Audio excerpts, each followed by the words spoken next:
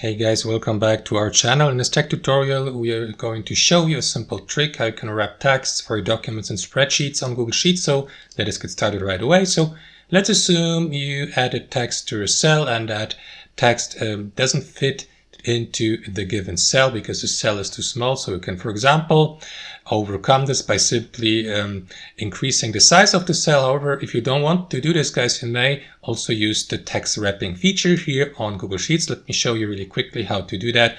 Select the given cell, and here at the top you will see that feature here, text wrapping, next to the font feature and borders here. So simply select or click on that arrow down icon, text wrapping, and select the type of text wrapping you would like to apply, like overflow, simple wrap, or Eclipse. Let me go with the normal wrap.